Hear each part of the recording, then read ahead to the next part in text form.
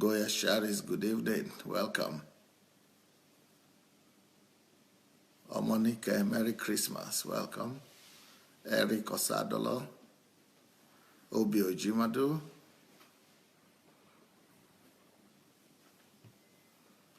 Omonika. Oluwa Toyin Bidemi. Anne-Marie. Daniel Asenga.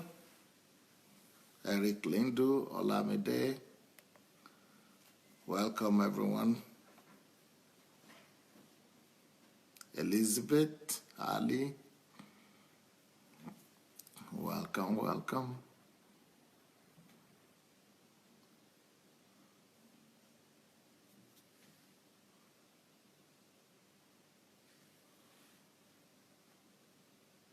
Philly Gomez.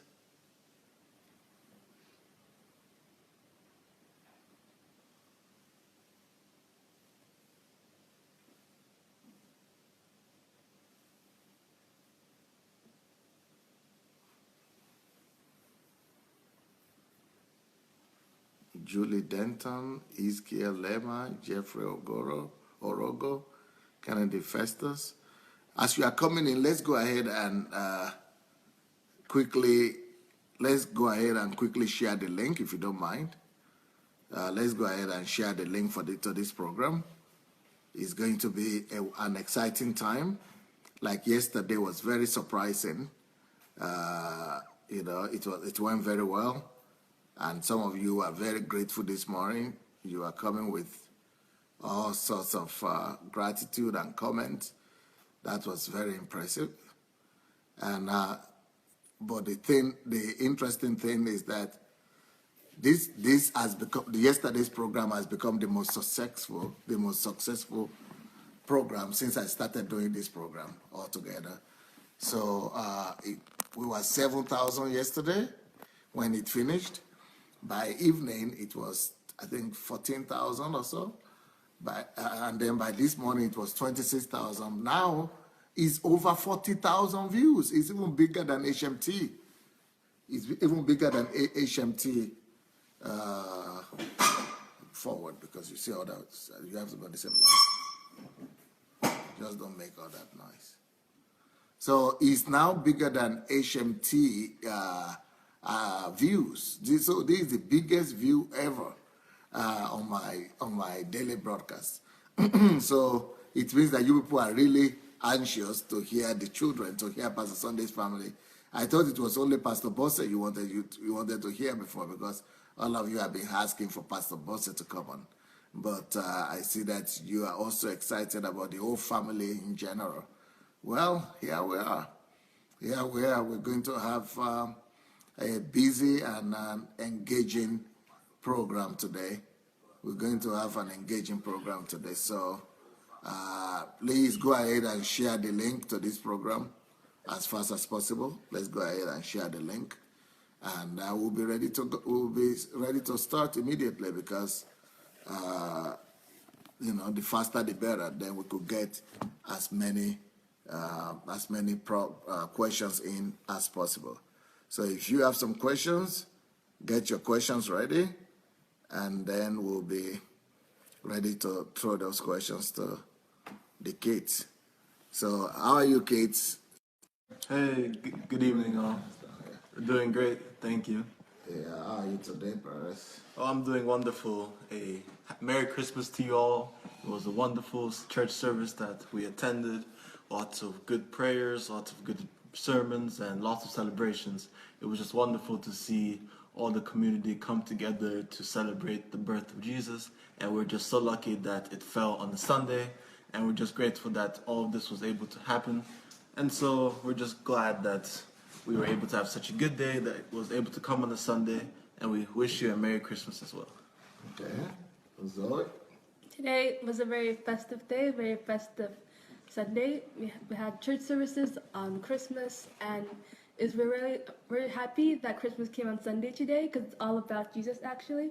So it helped us even focus even more on being all about Jesus and coming to earth for us. And I'm really good mood and really grateful and really wholesome today. Yeah, I'm very happy today. It was really a nice day. We went to the English church and the Central Russian Church of the Embassy of God, and there were really good sermons there, and the children did a good and the children did very nice and entertaining demonstrations for us. And at home, I was able to have some free times, eat some Nigerian food, and I'm very glad that Christmas fell on Sunday. It just like doubles the blessing, and I'm very glad that January 1st will also be a Sunday. That makes me happy, and every month that has Sunday as their first day will have Friday as the 13th. So my birthday will fall on a Friday. So I'm glad too. 13th of January. Yeah. Okay, now the next question I have for you guys is that people who were actually asking about your salvation experience. When did you guys saved? How did that happen? Do you remember?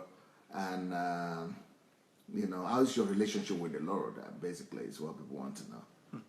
Well, you could say our salvation story isn't like the most like the classic where you've been out in the world and then you come to Christ with a problem, you come to church and then you get saved. For me at least, I've been in the church my whole life. My parents have been pastors. I've been going to church as long as I can remember, and I've known the Lord as long as I can remember.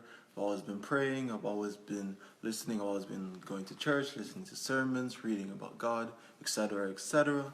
But I'd say the earliest recollection or memory I have of like accepting the Lord into my heart, and I guess being old enough to understand what it meant when I was 7. So I guess I consider that as when I was adult enough to become serious about like my walk with Christ. So at 7 years old, I gave my life up to Christ. I did the salvation prayer.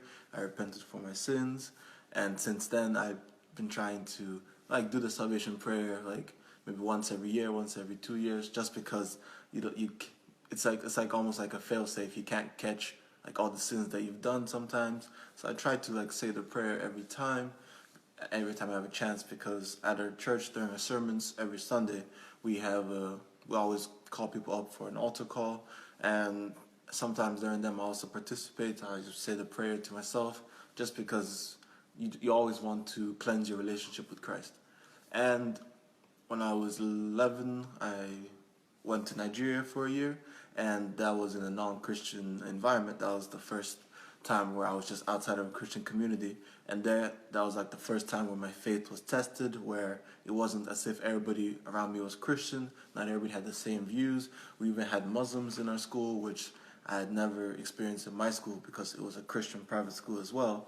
So there, where it was tested, and I still came out of it well. My relationship with Christ was still strong, and I'm glad for that. But that would have been like my first time, like it was really tested, because before that I was just living in my Christian community. I wouldn't say I was old enough to really like have major doubts about my religion, or be like debating theologically about what doesn't work with the Bible, what does work. So around 11, that's when my first test, just because everybody didn't see the same way as me. And then in high school, when I was old enough to like be listening to other people's arguments, why they didn't believe in Christ, just debating. And since in school we had different classes like ethics, we learned about theology, etc. So just there, of course, I think everybody questions at a point in their life, but the fact that God has been in my life my whole life, I've seen His miracles being performed basically on a weekly basis, and it was just impossible for me personally to deny Him. So even though you have those questions that cross your mind, but I never had any serious doubts that I was not a Christian, and I didn't go through any phase where I'm like, I'm not a Christian. Even if I was thinking that I'm weak with the Lord, like I'm not hearing Him as much as I did, I still believed in Him. I always had my faith in Him. So yeah, I didn't have like a dramatic experience with the Lord where my whole life changed overnight. I've been with Him since the beginning, and it's still a process, but it's still going well. Okay. I remember, obviously, I was raised in a Christian home, And I remember reading the Bible with my family ever since I was young. But I remember I used to pray every evening, asking God to forgive my sins for the fear of going to hell. Because I was thinking about, I never know when I might die, and I never wanted to go to hell. So that was my main thing, of praying so I wouldn't go to hell. But then when I was in middle school, 6th grade, and I was 11 years old, I came across a gospel singer, and she was gifted with an incredible voice at a very young age, and I was inspired by her. And I went to her website, and it was about and they had this trial about they want to know God and about salvation, and I took it just to check with myself if I really was a Christian, because I really wanted to know God and to be moved by God, and I wanted to feel God's power and presence in my life. So I went and I took the lesson on the website, and I think that was the day, and that was the time that I really personally gave my life to Christ and I received salvation, because they had step by step and they explained things to me that I didn't understand before. And I think it's really important, and I think it's really amazing how I got born again and I was brought to it by a singer. And I think that's one reason why I think I'm destined to become a singer when I grow up. Okay. I know that I got saved when I was about 3 years old, I think, but I don't really remember it. And in my childhood, I like the Bible, and I kept like certain Bible verses in my head, and I'd pray to God like when we were told to pray and stuff.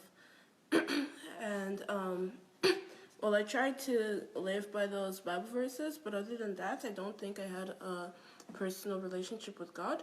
But once in Sunday school, I think, we were just trying to like call the Holy Spirit to come down upon us so that, everybody could pray in tongues. And then I was really touched by the Holy Spirit, and I think that's probably when my personal relationship with God started. And that was in like maybe 4th or 5th grade. But in middle school, I think I had some problems with idols, and I think I kind of pushed God aside because like I liked material pleasure more, and I wanted to be disobedient, and I was pitying myself, and I thought that I shouldn't listen to God because He is the one making me so sad and not answering me. But well, my parents helped me get through that, and I started studying the Bible a lot, like sometimes for school, but also because I started reading it more, and I think that's helped me to understand God more and get closer to Him. So that's kind of where I am at now.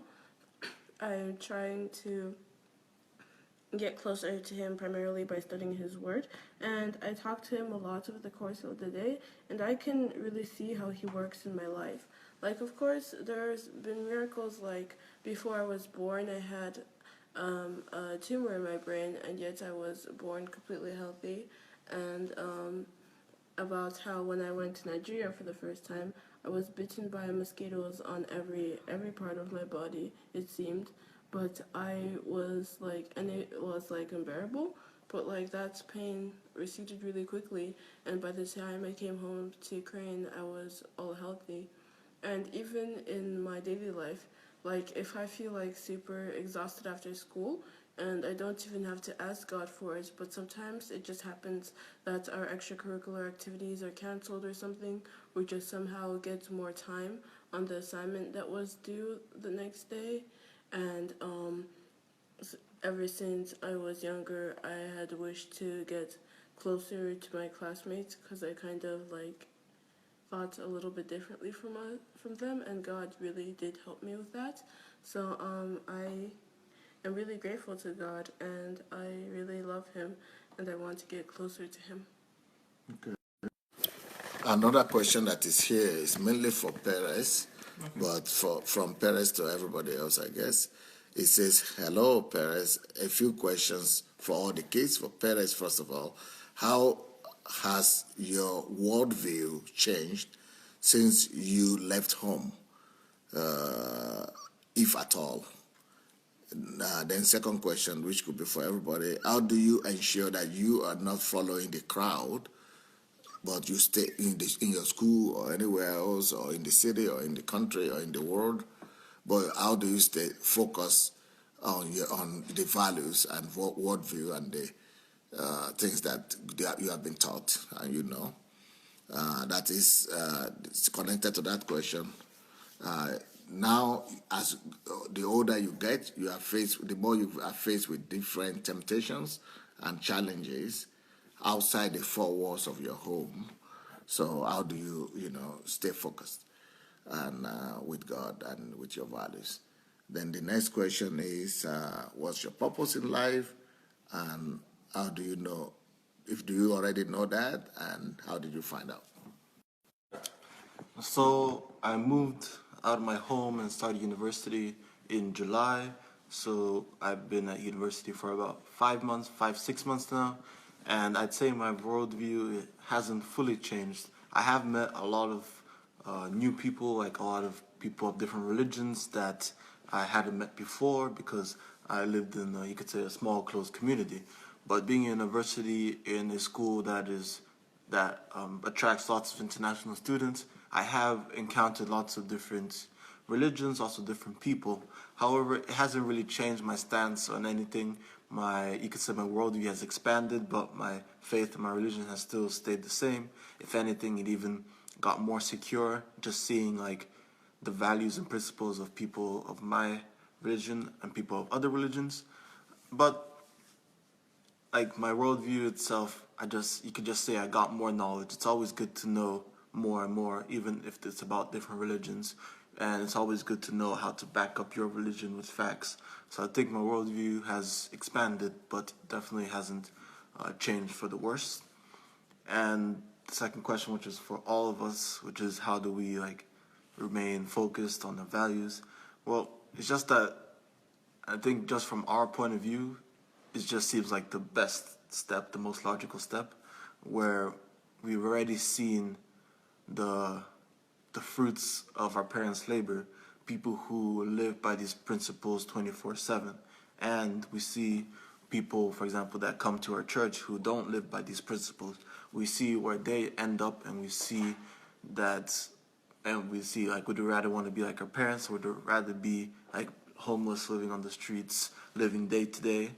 So it's almost like it's a very simple answer for us, and especially since we've been grown up to it, that how you grew up, it really affects your character, really affects how you think, your mentality. And the way we were taught very well, very thoroughly, and we just understand that the values that we taught, we wouldn't be taught in any other place. It's not as if you're going to university to learn how to like act well or how to remain disciplined. You learn specific things about your career in your university. So all these things that we learned at home is things that we understand we won't learn in any other place. So we focus on these things more rather than the other things. And these values and principles is why and how we remain different from the crowd. Because the crowd, they aren't taught these values and principles from a young age. We're always being told, since I'm always being told by members of the church who are a bit older than me, maybe 50, 60, they'll be saying, wow, if I knew what you knew at your age, I would have been like much greater where I am. And seeing people at that age still like performing such extraordinary feats at their age just because they're trying to make up for lost time, it's also a good motivation for me, because I now have like an extra 20, 30 years ahead of them to still be doing well. So the fact that just the way we can't be like other people just because we know more, almost. We know how to act. We have great examples in front of us, and we see how it works for sure. And even if it's not the simplest road, as Robert Frost said, I took the road less traveled, which is the harder road, but it still led to a better destination. I think they'll ask questions like, "What's your purpose?" Or right. Yeah. When did you discover? So I'm currently When and nowadays. I'm currently studying law in my university. So you may assume that I already want to be a lawyer. That is correct. I decided I wanted to become a lawyer when I was 11 or 12. It was during my year in boarding school in Nigeria. I was, as I said earlier, it was the first time I was outside of my Christian community, Christian space, and there I was just able to see more of how the world operates, how, especially if you know Nigeria, it's a lot of like seniority, lots of discipline, you could say not lots of justice, but that's just how it is. So being exposed to that area, being exposed to that type of living, I saw that I just decided I wanted to help people. I always like had a big heart, always tried to help people, and just seeing how my parents live, I knew that helping people is a very good thing to do. But as a lawyer, I always felt like I could help people from a legal matter and in the best possible way, because you can always help people like in the church. You can help them with lots of different aspects, but if they're like in trouble with the law, then like you almost have no way of helping them out other than prayer. So of course prayer is important, but so is doing something materialistically. And so I just decided when I was 11 or 12 that I'd become a lawyer. I'd be able to like be a voice for people who can't speak up for themselves. And from then on, I just knew that I'd be studying law wherever. Didn't matter like how long it took or where I'd have to go, that it'd be law that I'd be studying. And I've been studying it for a couple months now. It is difficult, For but what purpose? What's the ultimate goal? The purpose yeah, of that law? yes. And I've been studying for a while. For not a while, just started, and even though it's been difficult, I can see that it's something I'd like to have a future in. And my goal in the end would be so as I graduate, get all my degrees, then eventually I'd be able to create my own law firm. And with this law firm, I'd be able to have a huge influence on the world. And through that influence, I'd be able to be putting Christian values in the law aspect, because it's almost as if how the United States was created. Most of the founding fathers were like Christians. They tried to create their country based on Christian values and principles, and just trying to bring all these values and principles that I was taught as a child, trying to bring them into the law aspect of the world, because it's very easy to see how lawyers, they can go into law school with the good intentions, but after all the money they spent, all the time they spent, and all the hard work they spent in law school getting to where they are, when they get to a high level, most of what they think about is money and them being comfortable, and that is very understandable. But I think with the law system, with the principles and value system that I was brought up with, plus being determined to help people, I'd be able to not only be thinking about money and myself, but also be thinking of how to spread all these Christian values that I was brought up with throughout the law, and use my influence in that type of manner. To the society? Yeah, to the society, use my influence on the world, not just like for myself, but like have like a law firm, have branches in different countries, being able to affect it, just like that. Okay. ZOE? You remember the question? Yeah. Okay. So about how I stay true to my values with all the temptations that are and difficulties and troubles that are in school. And in the world? And in the world. But I'm going to start with school. Okay. Me and my sister, we go to a Christian school, so thankfully there's less of those temptations, and most of us mostly believe in the same thing. It's a small school, it's a private school for a missionary mostly.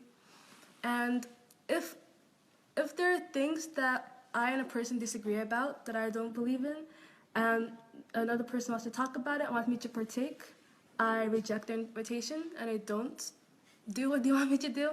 I tell them what I believe in, my stance, and I explain to them, and then I leave it there. They can like agree or they can disagree, but I just tell them why, and I don't do or talk about what they want me to do. I usually leave. But like that doesn't really ruin most of my relationships, because we're pretty understanding. And with the world, like in my extracurricular activities, the temptations aren't great there because I'm mostly focused on sports, the actual sports.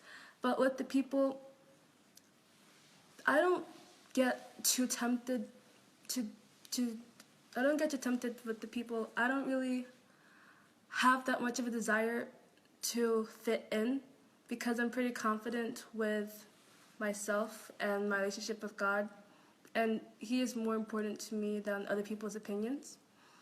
And about my purpose, I think I mentioned this yesterday and today, but I want to be a singer, and if possible, I want to be an actress. I always liked to sing. My dad said I sang before I talked, and I always considered myself to be a very artistic person. But like I said, I started taking it seriously when I was about 11, when I heard a gospel singer.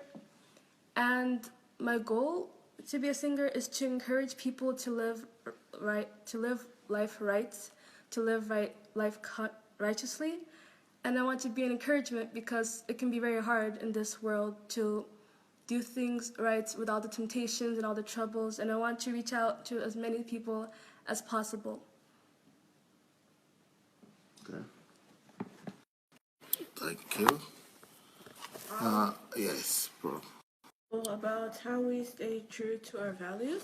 Well, I'm still in a Christian school, and I haven't left my home for an extended period of time, or like if I have, then I've been like with relatives or friends or with my parents. But like for one thing, I know that I should stay with what my parents teach me. Well, kind of. One thing is that I'm used to it. It has been repeated to me a lot, and like I kind of want to keep obeying. But I also know that it's really a bad idea to be disobedient and try to seek other people's attention and try to like follow your own rules. Because when I did try to do that, it really was just an unpleasant experience. It brought my opinion of myself down and my grades down, and like messed up my priorities, and like it really like changed me, and not in a good way, but in a way that I didn't want to change.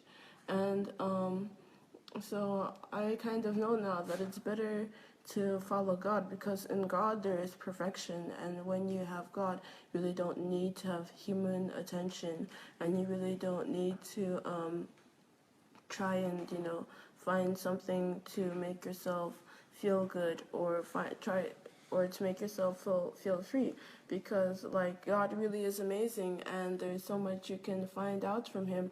You could spend your whole lifetime just chasing Him, and that's what I want to do.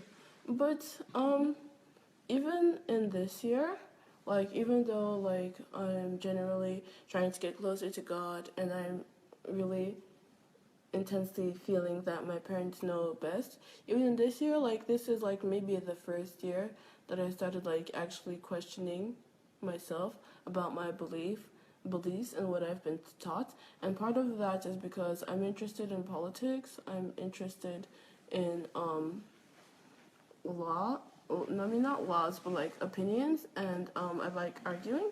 And the world has many different opposing views than Christianity does. And for like this whole year, I was wondering like about, for example, this country's government and other countries' governments, like what have they done wrong, what have they done right, and like how should I regard my governments? Like I know that our government is the most corrupt in Europe, but like still you should like follow the law of the land you're living in, and you should bless your leaders, even though like here it's really, really popular to curse your leaders and to make fun of them. And also there's how I should regard my country, because like for a long time I've really felt positively about Ukraine. I like thought it was the #1 country, and like I knew that like for like it wasn't like the best standards for living, but I really liked it. But like in the world, I met with many opposing views, and I was just trying to find like what is the right stance, because like most people like will say, of course you have to be proud of your country, but then there's some people that will associate patriotism directly with fascism, or else they'll ask, well, you can be a patriot, but what is there to be patriotic about? And for a long time I was thinking about it, like maybe if it was a sin to think so highly of your country, or if you needed specific reasons to.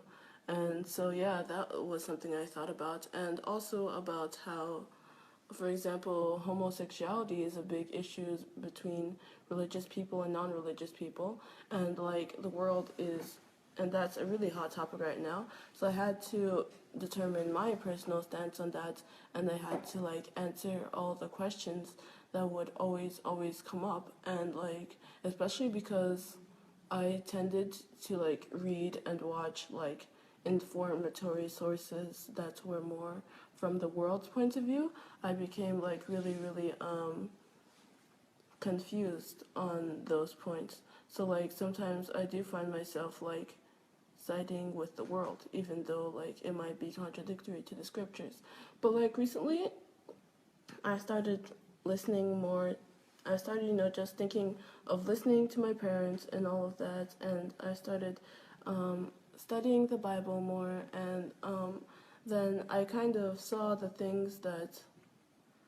I saw things that resonated with me, and I saw that like I really didn't need to follow the world, because the world is the world, but I am a child of Christ, and my job is to make his will be known and to spread his message. And I think that each person should have their own personal relationship with God.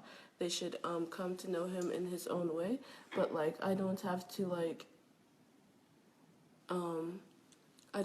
agree with everyone else, because like God created me to worship him and to become closer to him, and that's what I'm gonna do. And so like that's been something that has been bothering me a lot this year, but I think I found an answer. Okay. All right. Now, one more question for you before I do one more thing. Going to be different. I'm going to be doing something different today. That will be a little bit of a surprise for you guys. But one more question that people have asked is some of your value systems that you've been taught. What are the things, the values, the things that you hold important, and what are the things that are important to you, to your life individually? Well, I think I'd be speaking about which ones have been important in my life and which ones I've incorporated at least best during my time away. I think that one proves more which ones have stayed with me more and which ones I value most. So while I've been away from home, I've been in university, I've had my exams, I've had papers, etc., etc.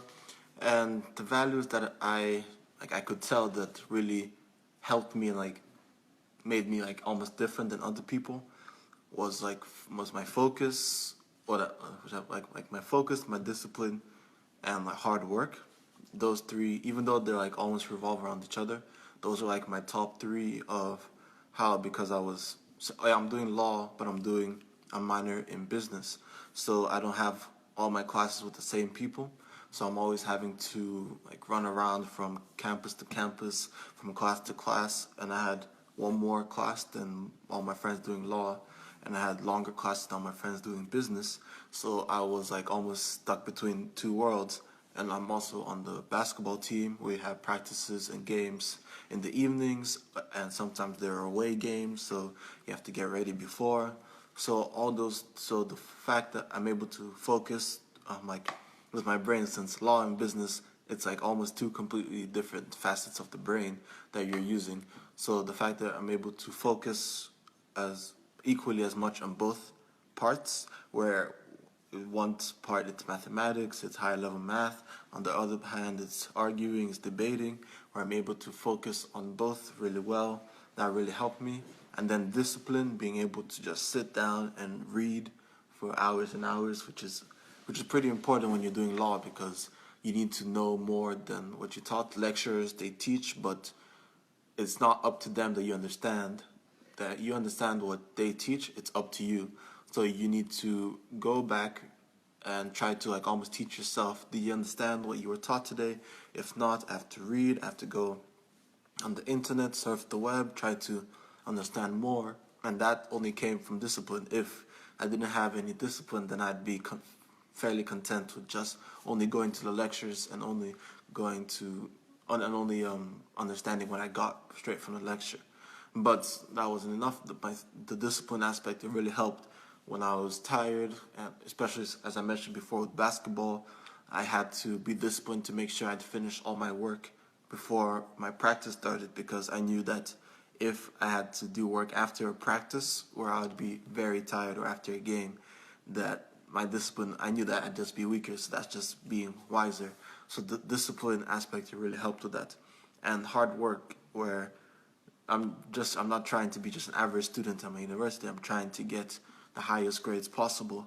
And in order to do that, you need hard work. You need to do extra studying. You need to be going to the libraries. Thankfully, some libraries at my university are open 24/7, so you're able to be there as much as you need to. But yeah, just being able to focus, to have discipline, and to work hard, those are very important.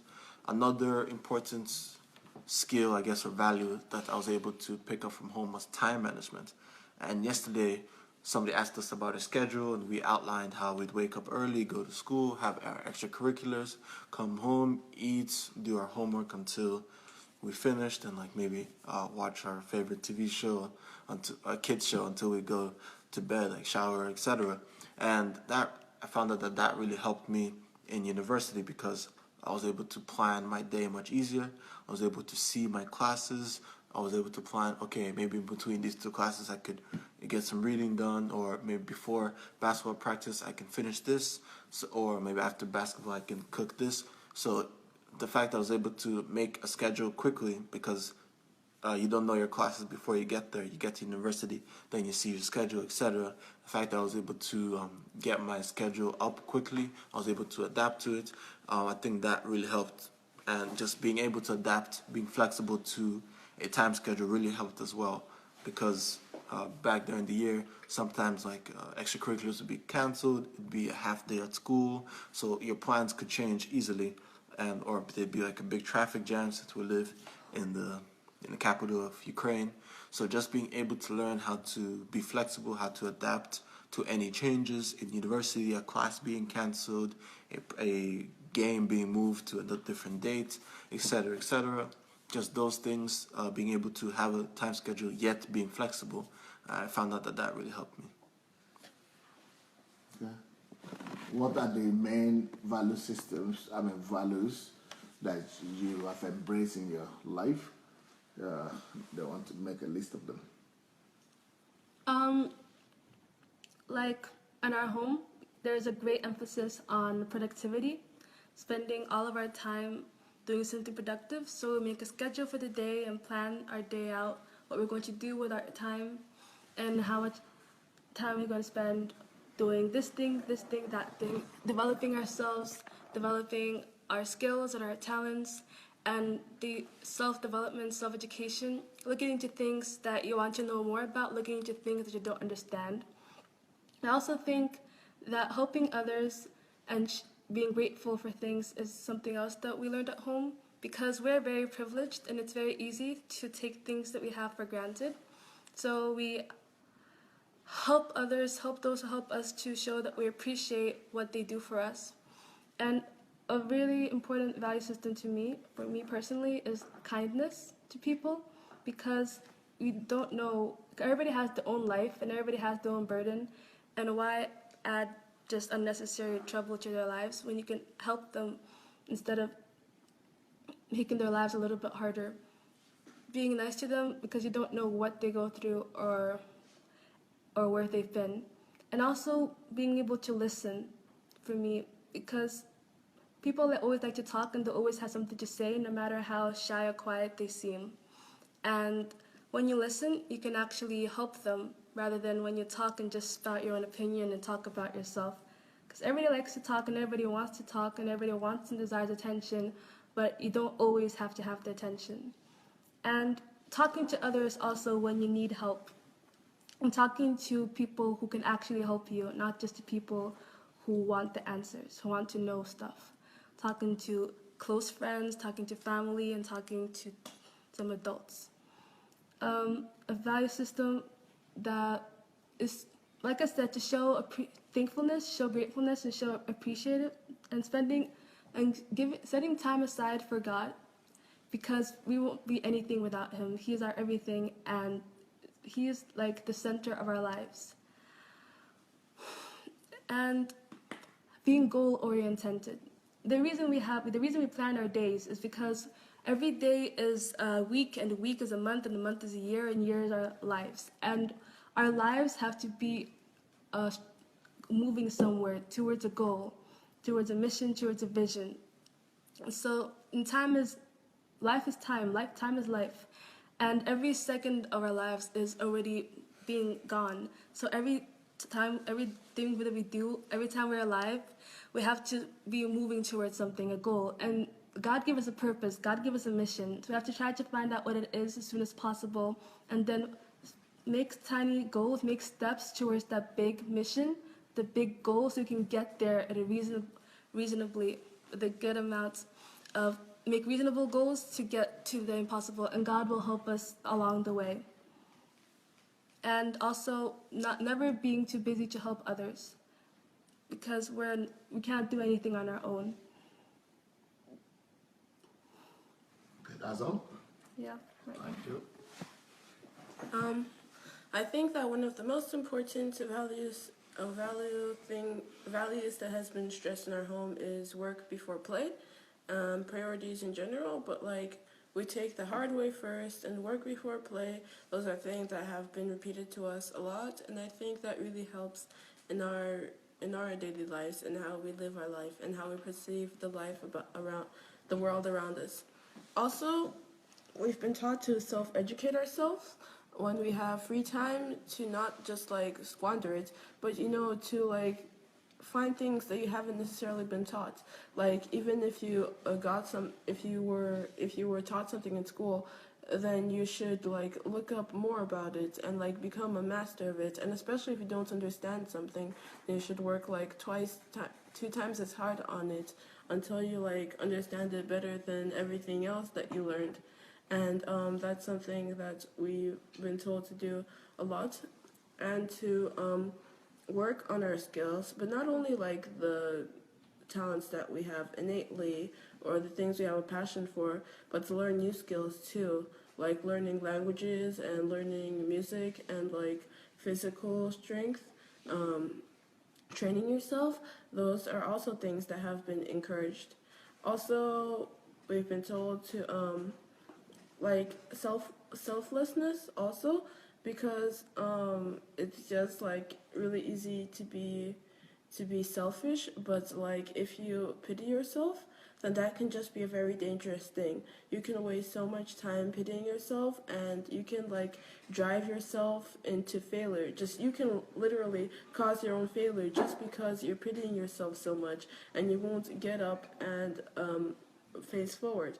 And like we've also been taught that, of course, though our main goal is success, failure is inevitable. And in fact, we should be happy for failure, because failure is the mother of success. And just like, how can you even have success without failure? I mean, you just have to look at all the great people in this world, to Thomas Edison and Bill Gates. Thomas Edison and Bill Gates, and all the great people in this world, to see that of course they had to fail a lot, but look where they got. Even in the Bible you can see that Joseph, he was sold as a slave to Egypt, and yet he became the second in command there.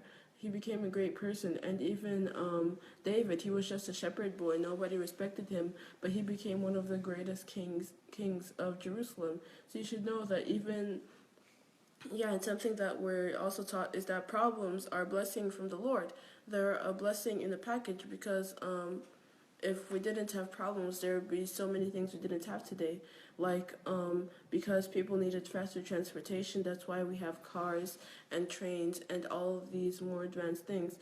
And so we shouldn't hide from problems, we should solve them. And that's especially true because we're Christians. Like, we are called to be the heads and not the tails, the leaders. And what are leaders expected to do? Of course, they're expected to solve problems. So if there's a problem somewhere, of course, we have to get involved in that. And we shouldn't shy away from problems because we have God on our side. And what is a little earthly problem when we have the Almighty God on our side? Of course, there'll be problems. And God told us that there'd be problems. But he said in just the first chapter, the first verse of James, that it is trials and tribulations that make perseverance, that bring up steadfastness in the person. So we should be expecting them, and we should be happy for them because we are followers of Christ.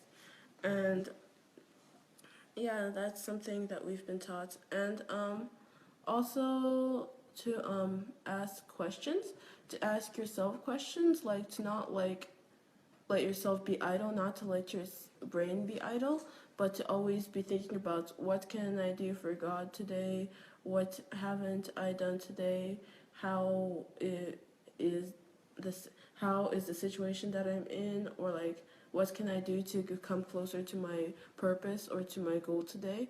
We're always taught to ask questions and to find out more. And of course, about goals, we always are taught to set goals, to look for our purpose, and to always try to do everything to work towards God, to work towards your goals, and to work towards your short-term goals and your long-term goals.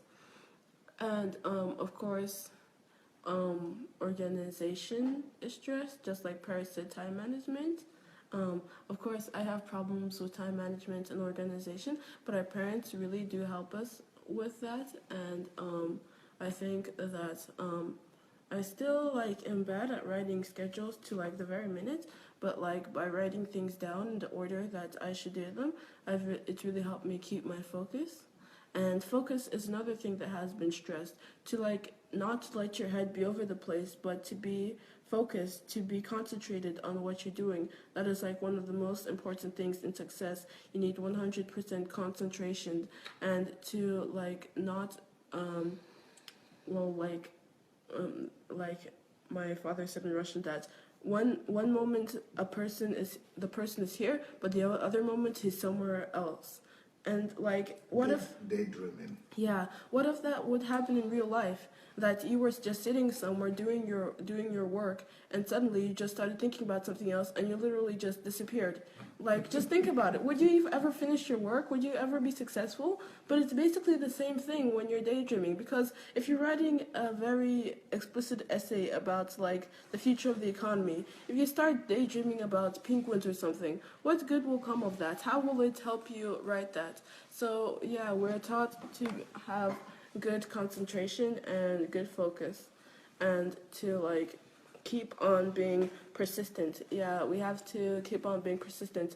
And our father and our mother are great examples of that, because they came from humble origins, but it was really just their hard work, their desire to get closer to God, but also their desire to achieve their goals that brought them to the place that they are now. And yeah, also obedience is stressed, of course, because sometimes we want to follow our own things, but just like the Bible says, obedience is better than sacrifice. We have to love the Lord as we love ourselves, and as it says in Deuteronomy, you love the Lord with wholehearted devotions, with all your mind, with all your soul, and all your strength. So the word listen in Hebrew implies a response. That means that when it says in the Bible, hear what the Lord says, listen to his law, that means obey his law. So obedience is really important. And one other thing, I think he started stressing it more when we were adolescent, and we were starting to think about issues that we might have, is that you don't have to get ahead of yourself. Of course, you have to be thinking as for the kingdom of God, and that heaven is in front of you. But how in the world, there's a big culture of romanticism, of falling in love as fast as you can, and finding happiness and like having a great, big, and happy family. But like we have to know that if we're just thinking about, oh, I want to find such a pretty boy, I want to find such a pretty prince for me, then like that won't bring us closer to our purpose at all. It will just distract us. And like I'm just 13 years old. Like what am I doing thinking about marriage or thinking about having children? I have to be focused on school right now. So that's something that God taught, that Dad taught us too, that we should like focus on what we have to do right now and not think about things that don't concern us yet. Brilliant, brilliant. You remembered a lot of brothers. Wonderful, wonderful. Well, I have a surprise for everybody now. You know, I'm sure that you'll be wondering, is it possible for us to have Pastor Bosse here and to answer some questions? Is that something that you people would like? Anybody would like us to invite Pastor Bosse at this time so as to be able to, you know, ask us some questions? So if you are interested in that, I could try to arrange that. And because I'm sure you might have some questions for her, but I would say that most of the credit here is going to Pastor Bosse. Like I said, you know, I just have to be here and provide the infrastructure or provide the environment. But most of the work that has been done on this case have been done by Pastor Bosse, really. My own work was to make sure that from 3 years old, they definitely don't remember, but from 3 years old, I started working on each and every one of them. Between 3 and 12, I work with every one of them. Some, you know, with PEREZ, it was more than 12, but with most of them, between 3 and 12, I was working with their value system. But thank God also that I was here in, you know, in Ukraine. Thanks to all these my challenges. So all those years that I missed with PEREZ when he was that age, because I was traveling a lot, I was able to, you know, recoup them when I was not traveling in the last few years. So he was also able to be there with the sisters, and I was working with all of them. But Pastor Bosse is the one that has been constant and stable, and she's the one that has been there all the time. So I think she will have some practical aspect and some practical wisdom and experience to share with all of you on how she has succeeded in raising up such godly kids. And also, many of you have been begging me to bring her up and to ask her some questions, and to to just bring her up to answer questions and to be here with me in the program. And because she's always very busy. In fact, today I was even myself hesitant about calling her because she's been busy in the church for the Christmas, and she's pastoring 2 churches on Sunday. So, but since today is the last day we're having with the kids, I think it would just be a great pleasure for all of you to hear from her as well. So what is it that makes Pastor Bosse tick and the family tick? So let me see. Now here is my princess. That's Pastor Bosse right there. Hello, princess. Hello. Yes, welcome. Thank you. We're here with people from different countries, definitely, and all these people have been waiting to see you. This week I was talking about bringing up, becoming heroes to your children, really, and bringing up godly children, how to become heroes to your children. So could you please help us out answering questions, because people were so impressed yesterday with the responses that the children gave, and this I've had my greatest views, Facebook live views with them since yesterday. We've hit over 40,000 views, since they came on yesterday, just in 24 hours. So, so people are interested in this topic. That's the point. And please, Princess, here, go ahead and share with the people some of the principles that have helped these kids to become who they have become. Hello, everybody. Merry Christmas. I wish you more peace, joy, because that's the main message of Christmas. That's the main message of Christ. And going straight to the point, even before then, I want to thank you guys for taking your time watching all this live broadcast. And we hope that this way we're able to contribute something meaningful to your life. So going to the topic we are treating tonight, how to become a hero to your children. I think the first thing, of course, we are talking in the concept of the Christian faith, Christian worldview. So I would say the first thing is having faith in God, because we know without faith it is impossible to please God. Without faith it is impossible to do what God asks us to do.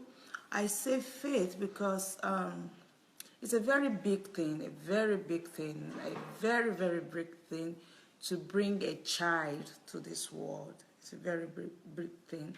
From one side, God, on his side, decides if a child will be born or not. You know, some people have a desire to have children, but God is not giving them.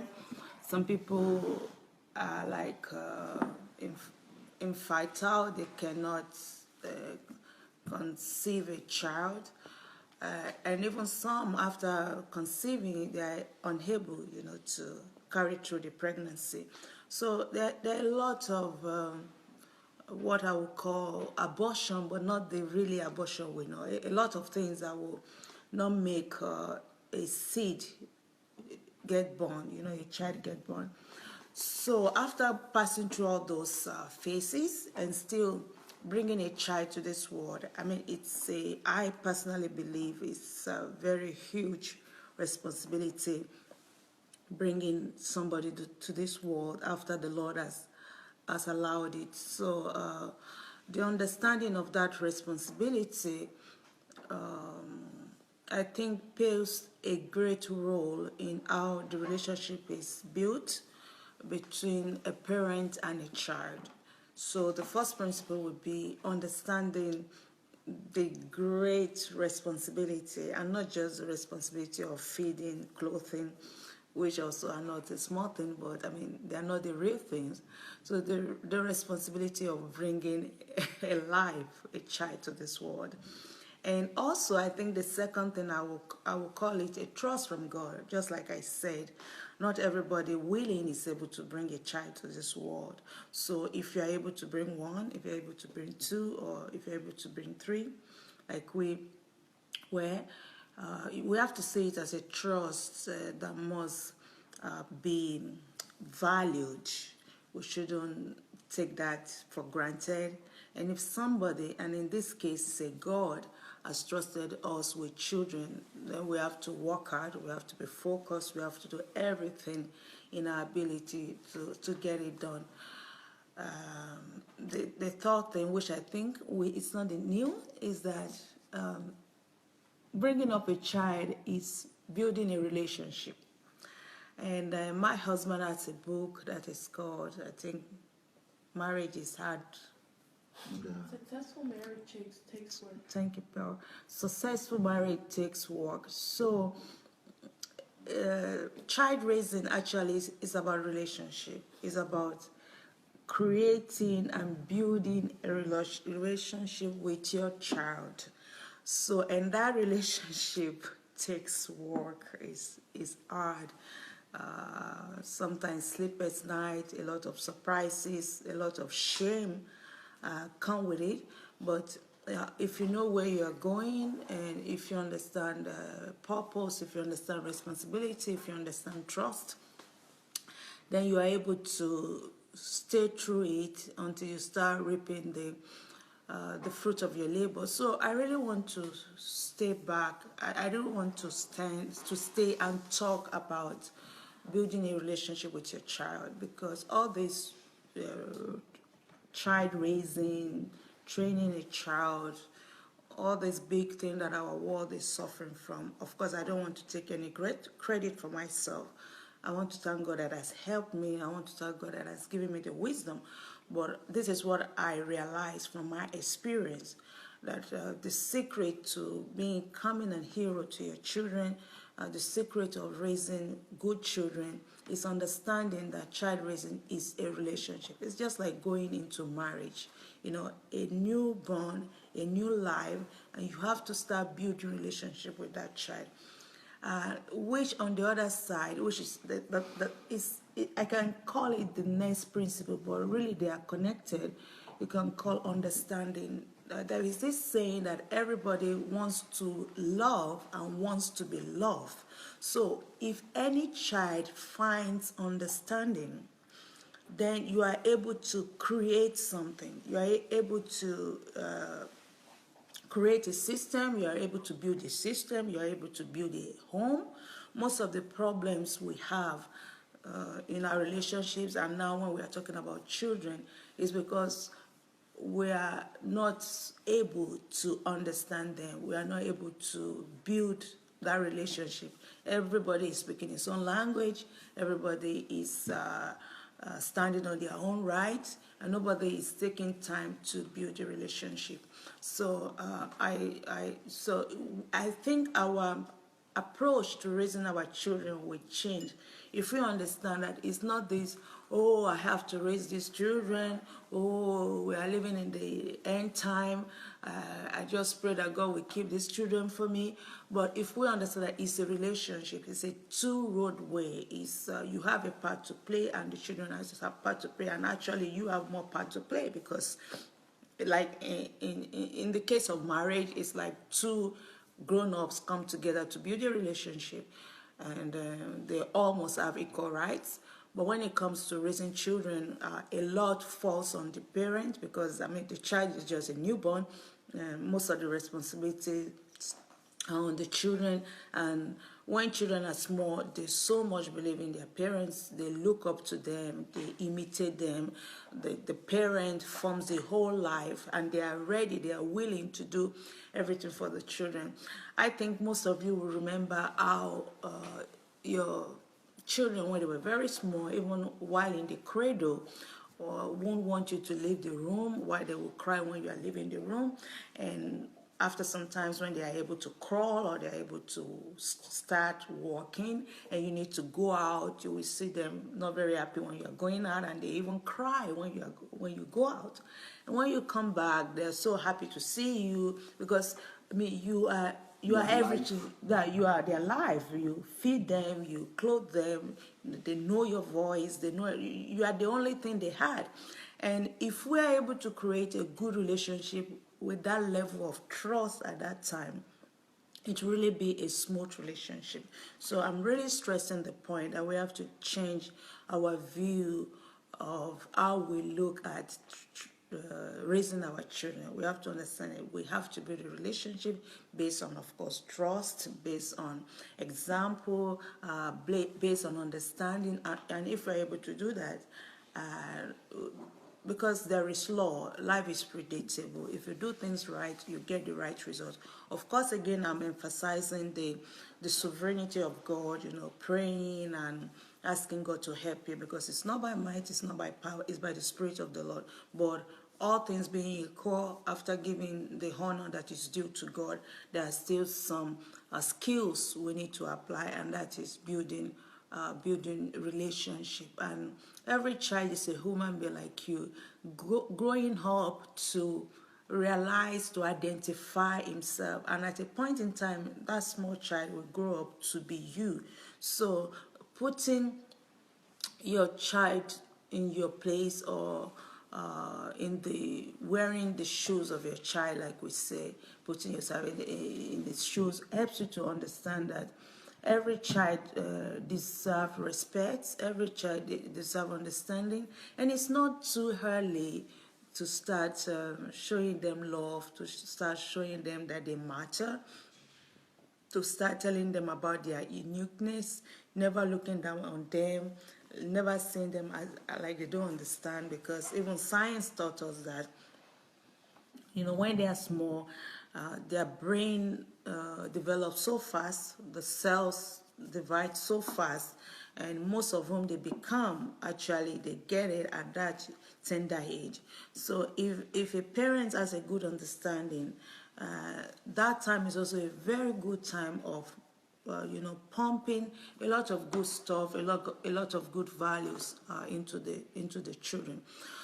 So still on this topic of building a relationship, for example, when PEREZ was growing up, I came across just one time, maybe another teaching or another book I read, that the most important need for a man is respect.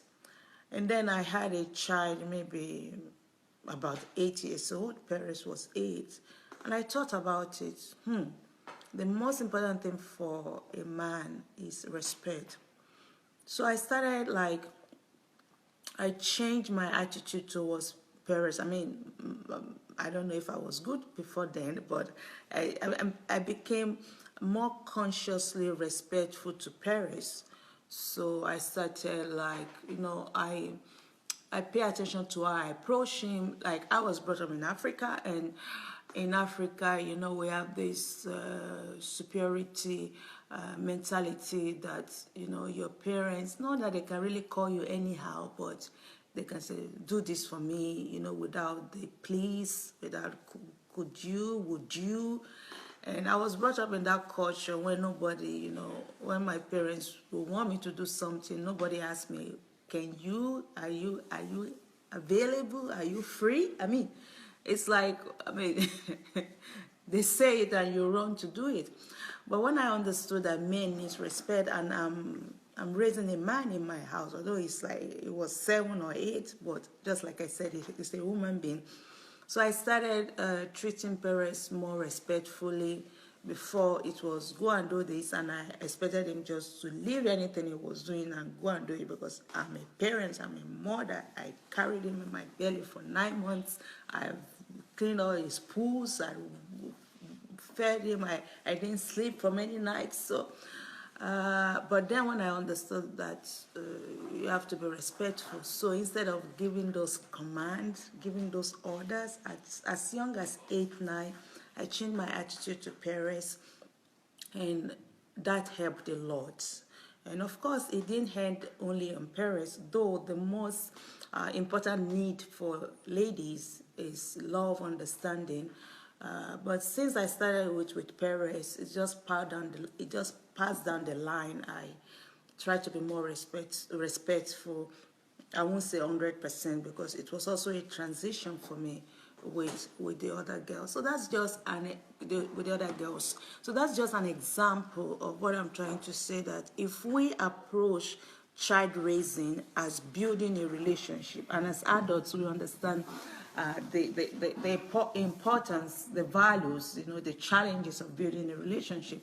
So if we also approach child raising that way, I think it will give us a lot of results. It will bring a lot of ease, and our children will enjoy us more, and they will have more good memories of who we have, because the home is God's system of raising godly children, not the street, not other people. And God has given the parents a very valuable place in the children's life at a younger age. So we have to maximize that, because the older they get, the less grip we have on them. When my children were younger, I almost knew everything about them. But now I can't boast of that. You know, they have their own life. There are things I don't know about them now.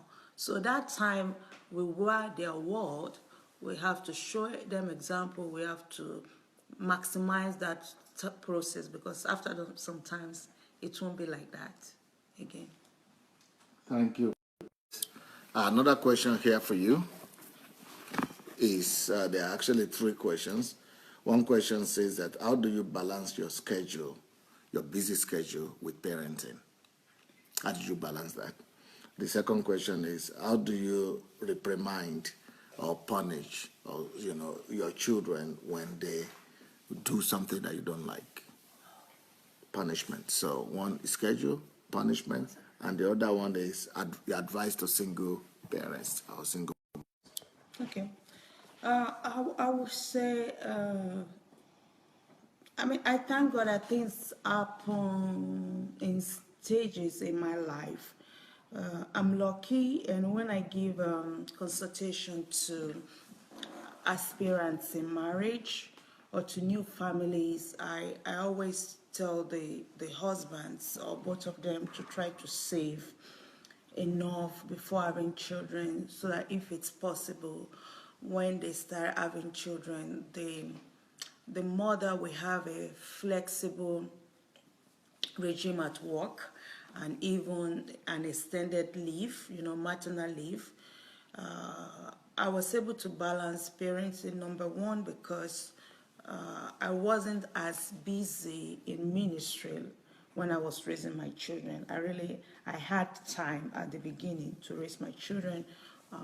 I wasn't working. I was just serving in the church. So I didn't have is it 9 to 5 work or 8 to 5 work? Although,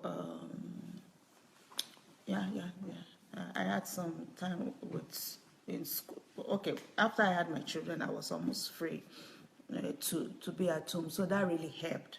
That received the burden of, having to wake up in the morning, go to work, find a place to dump your child and get the child after work and stuff like that. So that helped me. And I like I said, I wasn't into ministry like I am now. So ministry, the roles I took in the church and in the ministry, they came at a later time, and they came state by state. But still, okay, if we come to the fact, I'm still parenting and parenting. You're still busy. Yeah, I'm still busy. I'm only happy that my children are not very small now.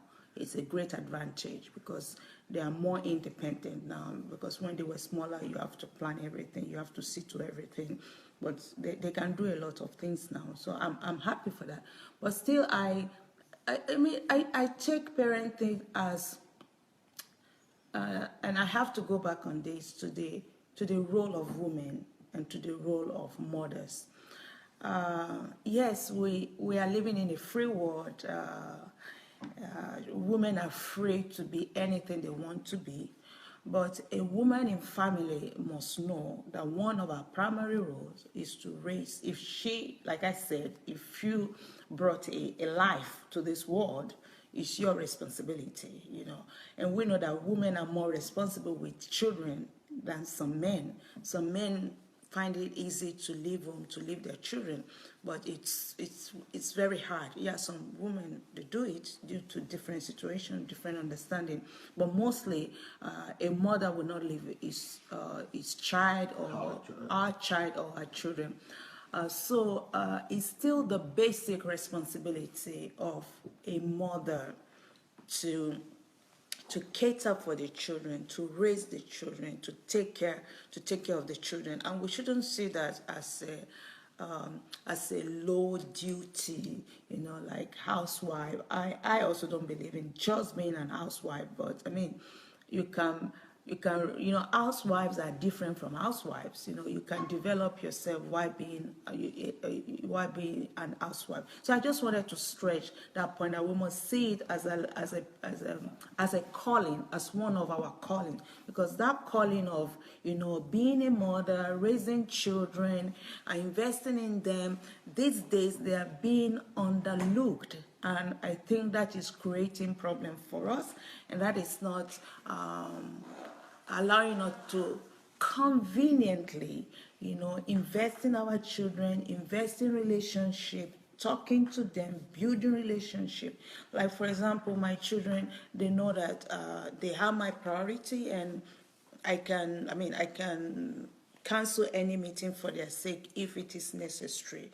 That one they know, and when they come to me, they ask me, am I busy? So I tell them no. I mean, I can talk to you now or after 5 minutes. They know that I will always create that time for them. I mean, if they are sick and there's nobody to leave them with, I mean, I can cancel any meeting for that. So I really want to encourage women to have this balance, and I think the balance start in the head when we are able again to love being a mother, to love raising our children, to see it as an heavenly calling, as a glorious calling. Of course, we can do more than that, and a lot of women are doing more than that, and I'm doing more than that. But doing other things shouldn't overshadow and underrate, giving prophets to the word, giving priests to the word, raising the next generation.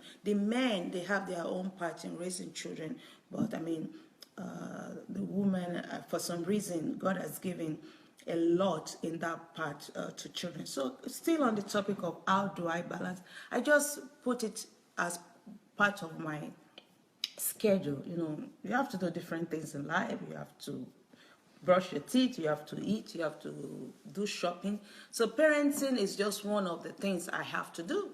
So I just put them in my plans. I mean, in my plans, my children, all the things I have to do. So, I mean, if you know that you have to do something, then you put it in your schedule and you balance it off.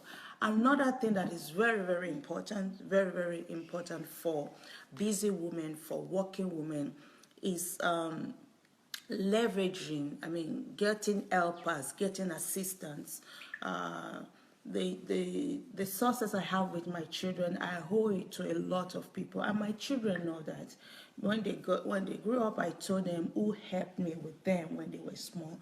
I had people, of course, mainly women, ladies. I had elderly women that helped me, younger women that helped me, like babysitting and just helping with different things in the house. And they know some of them. We are still in touch with some of them. We are grateful to some of them. So working women, busy women, they need what I would call partnership with less busy women, or what we call nannies these days. It's okay to have a nanny. Of course, you also have to get the best nanny. It's not very easy to get a good nanny, but you can train your nannies. I had to train my nannies. I had to organize them. I had to manage them. It was also new for me at the beginning, but then after some times I also had to adjust to that. But having a nanny doesn't mean you just put all the responsibility on the nanny. You still have to check, you still have to have the checklist, you still have to, it's like just having an older child, monitoring your children. You are still responsible. So having help, looking at parenting as management, as something you have to do and you want to be successful in it, really helps me. Also, I collaborate with the children. I bring the children into the system. PEREZ was very helpful when he was, because he's the first child, so I'm able to give him responsibility. Often I will tell him, do this for your sisters, wash your sister. Then ZOE, I said, take care of Pearl. So, as soon as they are able to help me, as soon as they are able to take responsibilities, I brought them into the system and we all did it together, because it's something of interest to all of them. I won't be carrying all the burdens forever, and I also have to train them for their future life. So if a man must do what he must do, right? So a woman must do what she must do. A woman must take care of her children, and I must use everything I have, my mental ability, my environmental ability, my physical ability, everything. When I know it's my responsibility, I'm a responsible person, so I get that balance. I won't say it's easy, but it's much more easier now. Children have different stages. We went through different things, but I think I'm getting closer to the time when I'm reaping the fruits of my labor from this kid. So it's getting better now. So that is about balancing parenting and doing other activities I have to do. I hope I I was helpful in answering that question. The second question of reprimanding, discipline children. Well, yeah, I had to do that a lot. First, because that was how I was raised. That was what I knew. Of course, in the concept of Christian worldview, I mean, having children really helped me. When we have our children, it's like we are helping them. It's like the children depend on you. But really, God has a way of working in two ways. That as you are raising these children, you are also raising yourself. You are also changing. So the children brought a lot of good things into my life. When I started punishing them, I was punishing them in anger. But after some times, working on myself, reading a lot of books, I understand that no, you don't need to punish them because you are angry. You don't need to punish them because they are not doing what you expect them to do. You have to punish them in a way that the punishment will work. Because when we punish our kids in anger, or when we punish our kids out of frustration, or because we are angry at their dad, there are a lot of things children go through. The punishment really doesn't work because the only thing we're able to pass across is the anger. So the anger continued. So yeah, I had to spank them. I had to put them in the corner. They had to kneel down. They got grounded. They got talked to, and each one of them took it differently. Like when I talk Ashley to ZOE, that was the worst thing in her life. She just doesn't like that Ash talk. But when I talk to PEREZ, it's like, okay. Maybe it's because it's a boy and it's not as emotional. So different child reacted differently to different disciplinary measures. But I believe in disciplining them, and it brought its kind of result. I personally, now that I'm older, I think it's somehow possible to raise a child without punishing them. Or let's say it this way, if I had to live my life again with these kids, I think I would, like spanking, I think I would spank them less now. But also it depends on the age. When they were smaller, of course, the only thing they understood was spanking. But I think I could have reduced the number of spankings if I had the understanding I have now. Just like I said, it's building relationship. And if you're able to build relationship, if you're able to understand where your children are, where you are, then I think that would have been less spanking. But just like I said, I grew together with the children, and they brought a lot of things. They brought a lot of things into my life. But I believe in punishment. God punishes us, but I believe in punishment in love. I believe in punishment with understanding. So, lately, those years back, when I had to punish them, it came to a point I didn't even have pleasure in punishing them. I just punished them because I know it's like God will punish me if I don't punish them. Or it's like they won't get the values if I don't punish them. So, it became so irritative to me punishing them, but I knew I had to do what I had to do. But before I punish them, I always ask them, do you know why I have to punish you? They will say yes. And I will ask them, have I warned you enough? They will say, sometimes, how many times did I warn you? 3 times, 5 times. So it's good. It's just to punish you. They will say yes. So by the time you go through that process, they are learning their lesson. I'm also learning my lesson. Of course, I still have to punish them. Of course, at that point, I didn't want to punish anybody, but I still have to do what I needed to do. So it was a process. But I personally believe in punishing, but the more understanding, the more developed we are, I think the less we'll have to do spanking. We'll find alternative means of discipline our children. But discipline, based, of course, is inevitable. It has to be done. Okay, that's the second question, and we have the third question on. Yeah, before the third question, I would like to tell the people who are watching to be free to share the video. you are free to share the video. If you look under the video now, you will see the share button. So feel free to go and press the share button. When you press the share button, then you get a copy. It comes to your timeline. You'll be able to watch it later on, and you'll be able to send it or share it with your friends. So go ahead and press the share button. The last question, Princess. Actually, there are two last questions. Not the last question, but the two questions that I have here is, number one, advice to single parents. Okay. And number two, how is it being married to someone like Pastor Sunday, who is a revolutionary, always looking for problems to resolve and getting into troubles in the country? So how is it being a woman and being married to a man that is always getting into trouble, looking for problems, challenging with government, lawsuit, court cases, and things like that? That's what they are. Okay, so advices to single women. And they were also asking if you have books in English for women or for ladies, for parents. Okay. So advices to single parents.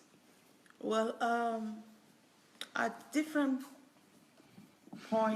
time in my parenting, I myself felt like a single parent because my husband wasn't always available, was not always there for me. So I felt as a single parent. So especially when traveling. So I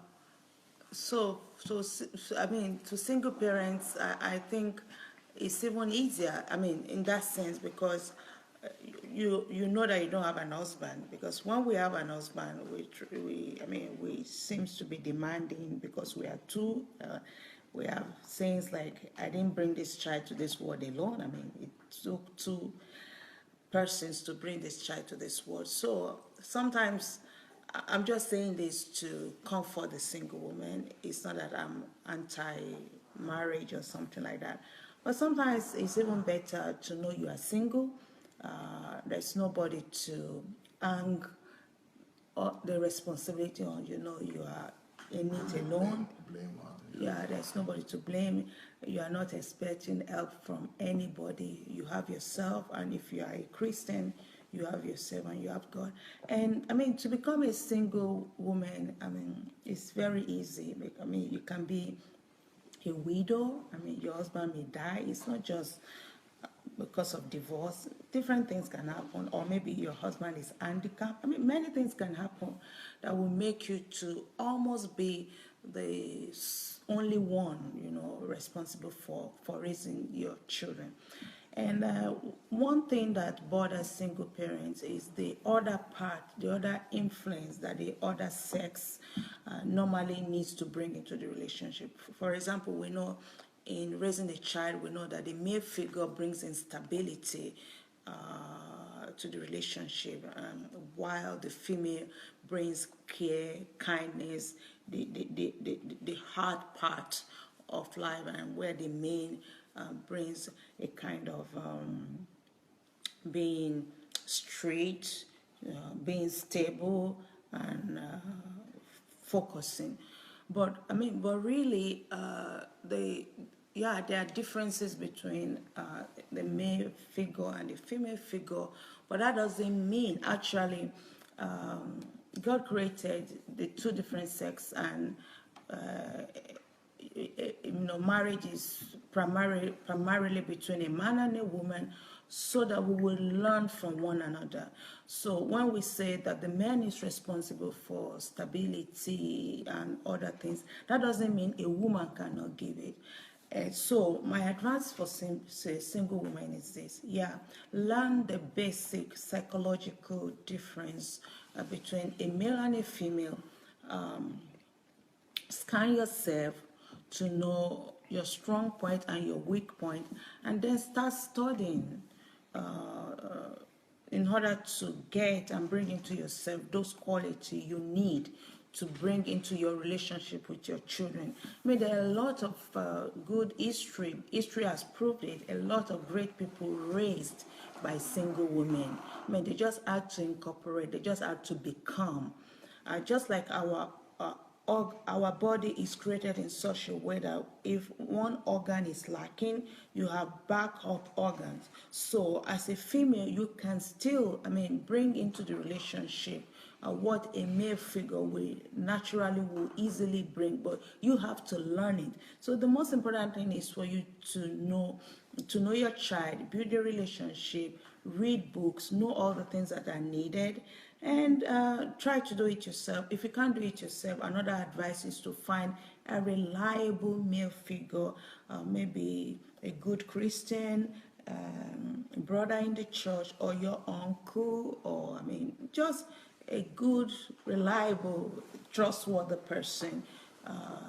Then your child might have a session with that, or your child might be going to a family, a full-fledged family where there's the husband and wife, and also visit them, be with them from time to time, so that he will have a taste, or your child will have a taste of what it is like to have a father and to have a mother in the family. But God has a plan for your life. We shouldn't try to find excuses in where we find ourselves in life. We have to be bold, we have to be strong. God is on our side, and God is always a God that uses the little things to confront the big things, or uses the small people to confront the big people, or the unwise things of this earth to confront the wise things. So it doesn't matter what you have, just bring what you have to the Lord. Try your best, and God that created that child, God that formed that child from your womb, will see the child through. You will not always be there for your child anyway. You will have to live at a point in time. So just do your best, and then give the rest to God.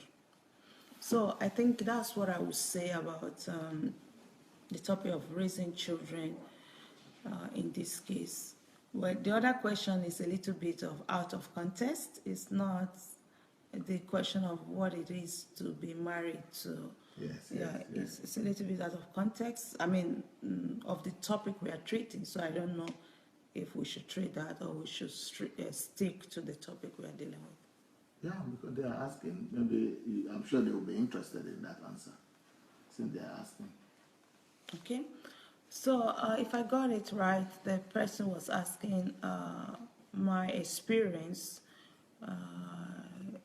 in having what does it mean to be married? like an irregular, having an irregular husband, in the sense that not an average husband, a different husband. Okay, it is like sweet sour experience. I think it would be unfair to say it is very difficult. It disrupted my life, because actually I wanted to have a normal husband. I've always anticipated a good, normal, easy flow life. But we don't always get what we want, because we didn't choose our calling. God chose our calling. And I'm sure I didn't run in front of God. I'm sure that in every stage of my life, God has led me. So in marrying Pastor Sunday, there are just too many proof to show that it wasn't my thing, but it was really God's will for us to be married. And we are two different personalities, and that was really very disturbing for me at the beginning. But then at a point when I started understanding more of psychology, when I started understanding that people are just different, and when I know that you can't really change a person, that reduce the pressure of feeling uncomfortable with some of Pastor Sunday's moves, with some of Pastor Sunday's opinions, ideas. Also, living with Pastor Sunday has really helped me to understand the other side of life, that people are different, and you have to allow people to be people You don't need to live your life carrying the burden of other people or trying to restrict people. Of course, you can give advice, but people will always do what they want to do because that is their calling. That at least that is what they feel they want to do at that time. Also, being married to Pastor Sunday has really helped me, and I don't think, just like I said, that raising the kids has contributed something great to my life. It's the same thing coming in touch with Pastor Sunday and being closer to him than most people has really, affected my life, has really, changed my life, because you cannot have it only bad with a person. Everybody has their pluses, every person have their minuses. So I don't think, for example, I don't think I would be in ministry now if I hadn't come so close, or I'm not part of the Embassy of God Church, because I'm this person that I just want to be average. I just want to go to church. I want to sit at the back seat. I don't want to be on the stage. And not knowing that God has put a lot in me, and I have a voice, I can help people. So Pastor Sunday helped me to bring out, that potential in me, because I never thought I could be a leader. I didn't even want to be a pastor. So I give God the credit, but that was done through Pastor Sunday in me. Then when you talk about, it was rough, just like I told you, I wanted to have an easy life. Then when you have a husband on the other side, what you call a causing, revolution, revival, changing things. But after some time, just like I said, I'm not his creator, I'm not his God. And if he says that is what God wants from him, who am I to say, okay, that's not what God wants from you? The only thing that is clear is that everybody must take responsibility for the calling of God, upon his life. So basically, it has changed me. It has given me a better understanding of psychology, better understanding of people. People, especially developed people, Christians, they do things because of some inner processes, something going in them, and you can't always interfere with that thing that is going inside. Second, regardless of the differences, there are a lot of good. You can always get something good from even people who are different from you, but still you have to deal with them. Also, having a husband as Pastor Sunday has also given me a lot of exposure. My word would have been thinner without him, but because of his word view, because of his scope, because of his understanding, and some of that has rubbed on me. Initially, I was very emotional about some things. I was angry. I thought it brought a lot of inconvenience, a lot of shame to me. But the more I grow in God and I understand, my life is not dependent on what my husband is doing or what my husband is not doing. I have a God, and this marriage relationship is just something to fulfill God's purpose on this earth. So I shouldn't take it too far, as if my whole life depends on it. So when I understand that I'm a personality, I'm a person, I'm not an attachment. Pastor Sunday was not there when I was born. Many years he was also not there. There has been a God that has always been with me, even before I met Pastor Sunday. And there will be a God that will be with me after meeting Pastor Sunday. So living with Pastor Sunday has helped me to meet myself, to have a better understanding with God. And this philosophy has really eased things out in our relationship. And now we've come to the point that we allow ourselves to be who we want to be. in the concept of Christian worldview. So we give freedom to God. Now we are two leaders living together, and under normal circumstances, it should be catastrophic for two leaders to live together. But because of all the things we have gone through, a lot of talk, a lot of experiences, time has proved some things. So, I mean, the secret is, allow me to be me, and I allow him to be himself in the concept of Christian worldview. That's what I would say. The question about if I have books in English, I have only one book that is ready in English. Unfortunately, I'm more focused on the Russian world at this time. Pastor is more focused on the English world. So I think with time, I will have more of my books translated into English language. I have about 10 books now, but like I said, for now, I'm like more concentrated on the Russian world. But I'll try and start a project and gradually move into the English-speaking world. Is that all? Well, if I can try to look at questions here. I hope whoever asked those questions got your answers. How far? The children are still here, by the way. Okay, well, let me see the time. Ooh, yeah.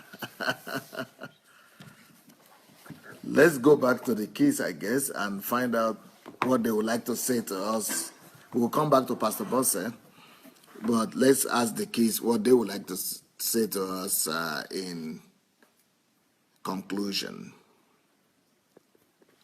PEREZ, are you ready? Always ready. Okay. Well, once again, it is Christmas, and just want to reflect on how the day has gone, that what we've learned today, about all the lessons that me and my sisters and both my parents have spread today.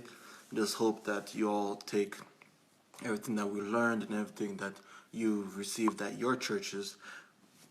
We just hope that you will appreciate it all and take it to your lives.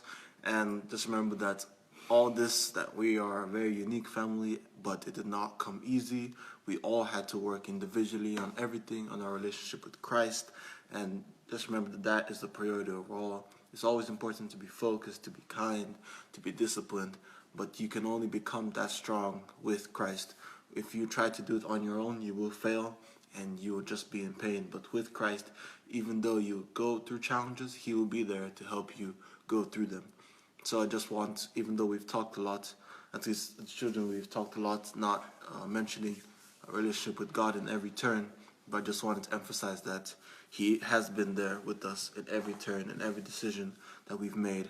And just pray that you will also understand that you understand that that is the number one in our lives, that without Him we would have been nowhere. So just conclude, Merry Christmas, and I hope this has been impactful for you. Okay, thank you. ZOE? Like, where we are now, what our parents did for us, and how we got to this place from Nigeria to Ukraine, and how we got to live in this blessed and privileged house, and we're so blessed to have parents that have so much wisdom to pass down to us. We didn't start here. We all had a beginning, and we weren't where we are now. And we all had to take steps, and we didn't get to where we are without hard work and without faith and trust in God.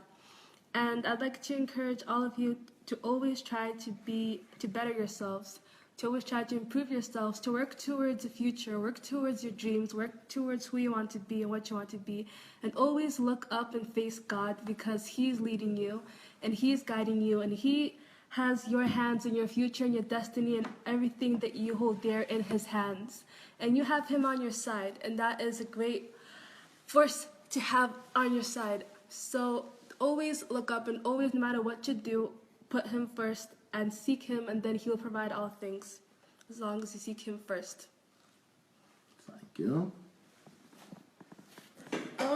Okay, so the topic for the last week has been about parenting, but I'm not a parent, so I think I can talk to the children out there. That is to like try and understand your parents, because like it seems that they do lots of things that are unreasonable, and maybe they don't understand some things about us, but like I think that they really do know best, and as you grow up, you'll come to understand that more and more. Because when we're younger, we do not understand at all what it's like to pay all the bills and to take care of more than one child and to just do all these things. We can only see what they do to us. But like as you grow up, you'll understand that your parents are really just like miracle workers in your life, and it's better to realize that when you're younger, and not when you've left the house and lost so many of the privileges that you have. And so like even when you're talking to your parents, like it's easy to take them for granted, but always remember you have to put others before yourself. That is a rule that applies in everything, not only in living a fulfilled human life, but also in the English language. It's always someone else and then I. God and then I. And your parents and then I. Because our parents are an authority given to us by God, and we should respect it. And I think that we should like analyze our lives. We should like just like try and look over your day, like try and see what are the things you spend the most time on, and like kind of try, and if you spend like too much time entertaining yourself or things that will prove like worthless in the end, then like maybe you should try and replace them with like more educational things and stuff. And like it's really like it seems pretty hard to enjoy things like washing the dishes, practicing for some music recital, or practicing for sports and all that. But like if you realize that you have to do it because God tells us to do our best, and because our parents have done so much for us, and because like in the end it will be so much better to have practiced for that recital instead of embarrassing yourself in front of everyone, then you would just have to sit down and do it. And like by the time you've gotten into it, you really won't feel all that reluctance that you felt from the beginning, because it really is satisfying to have learned a song and to be able to play it prettily. And after you've stretched a lot and done it a lot, it isn't that hard to do a split or to do a few pull-ups. And like it's not as bad as you make it out to be. And usually, even when you're washing the dishes, you just start singing a song or thinking about something else, and like it turns out not to be as bad, and you are done with the dishes in no time, even though it looked like a lot. And like Agatha Christie, the Queen of Crime, that is, she was an author that wrote so many mystery novels. She even said that the best time to think up of a murder mystery is when you're doing the dishes, and that was just because she didn't like the dishes. So like even if you don't like to do something, you can just turn it into a good thing. And like you should always be taking steps to get closer to your purpose or to find your purpose. So just like think about that in your day, because like you have lots of time in your day, and you should just be trying to use every day to the fullest. And maybe these are some things, and maybe there's something that is more applying to adults than children, but like we have lots of problems in this world, but like if you have just one problem in your on your street or in your society, then try and be the first one to get your hands on it. Just grab the bull by the horns, like they say in Russian. And because you can do that in Christ's names, but also you can do that to prevent more things like this from popping up, and to train discipline in you, and to just become a person that is going forth and just initiating things and not waiting for things to come to them, because that is how all the apostles that we admire so much worked. They didn't wait for people to come to the church to them. No, they went out and they added 3,000 to the church in one day, 1,000 to the church in one day, this many Gentiles to the church in one day. They didn't really sit around though, only just to fast or to get closer to God. And for children, sometimes it's frustrating because like I have lots of thoughts and there's lots of things I'd like to do, but it feels like you have to be an adult to like change so many things that you think are wrong. Like you can study it now, but in the end, you really have to go to college and all those years before you can actually do all the big things that everybody dreams of. But still, for example, one thing that seems easier than it actually is a problem that we have here, and that is ourselves, because character is what becomes your destiny. So you have to like start working upon your character now, because if you don't, then you won't even be able to achieve those big things that you're dreaming of. And it's really, really, really hard to actually change yourself, because like you want to do something, and if you want to do something, what will force you to change yourself from the person that wants to do those sinful things or things that will waste your time?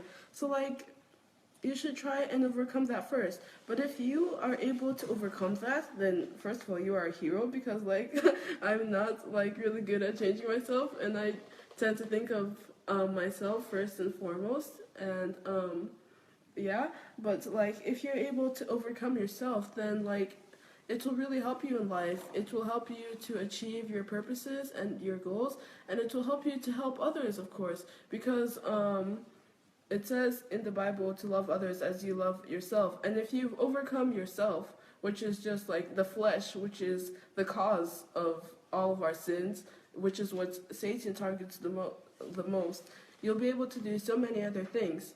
It's like, do your best, don't give up.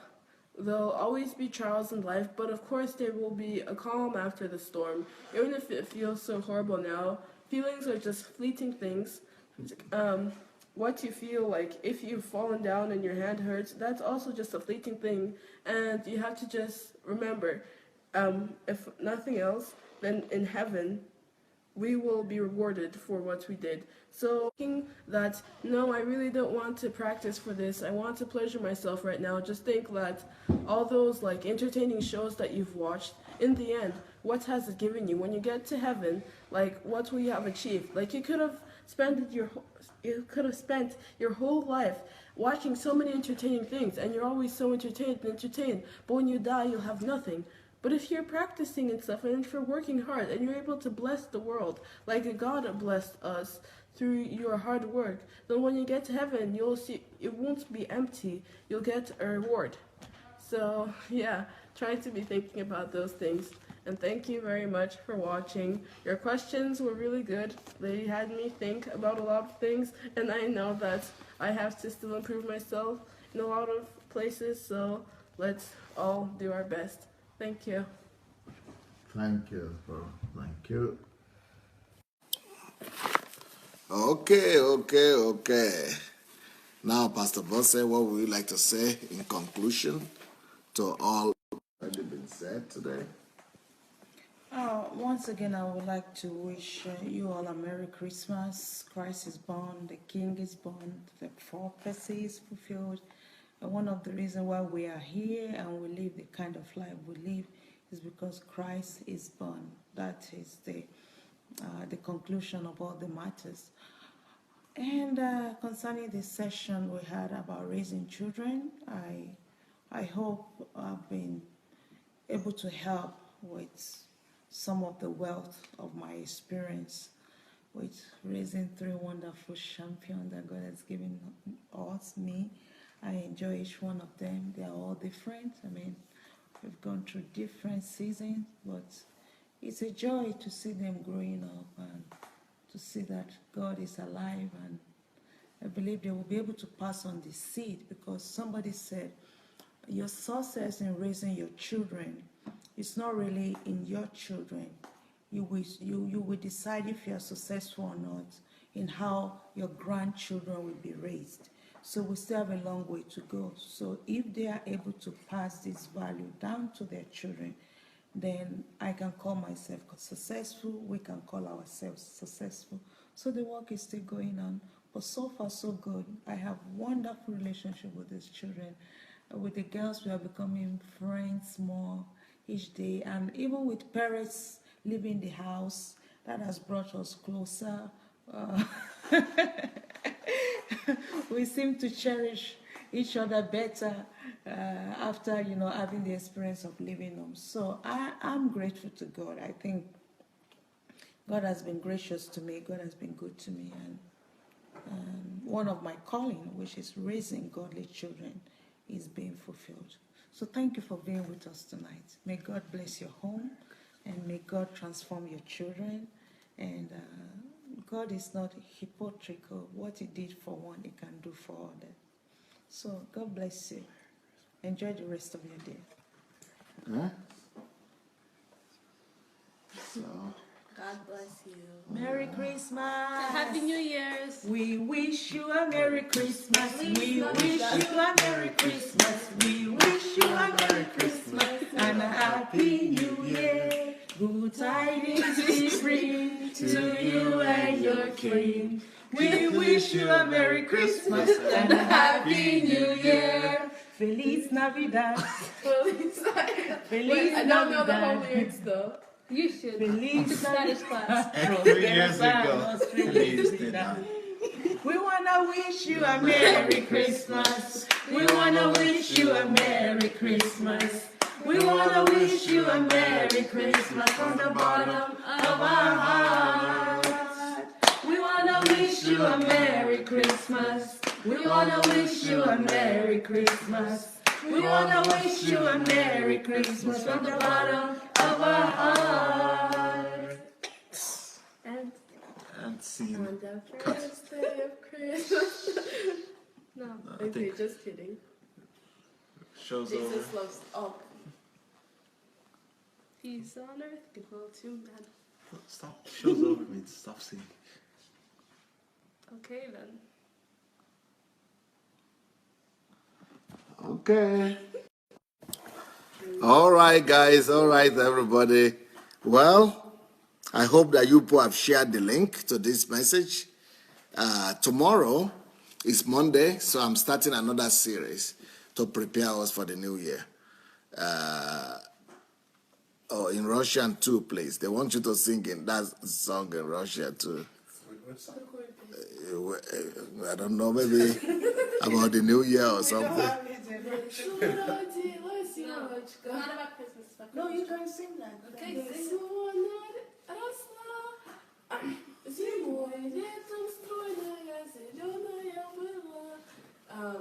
That's it. Not all of you know it.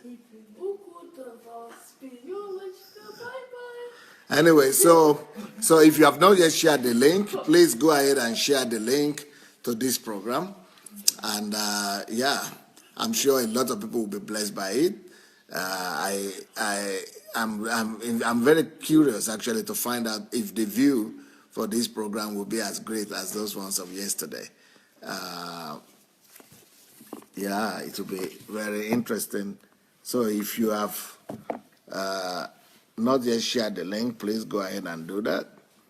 And let's see how this one goes. Yesterday's program is already about going to 45,000 views since yesterday.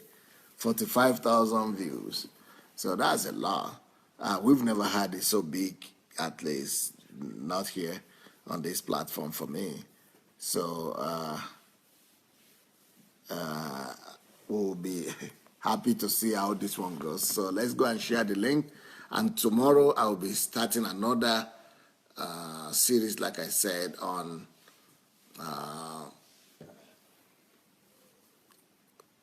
getting ready for the preparation for the new year. I think we just call it preparation for the new year.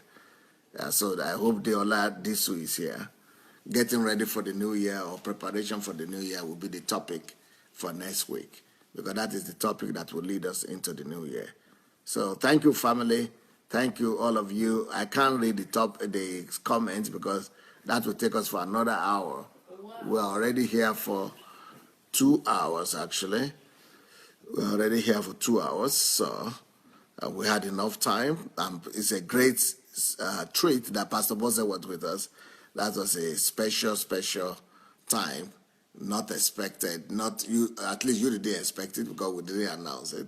So that was a little Christmas surprise for all of you. Hope you enjoyed it, and hope it was a good session.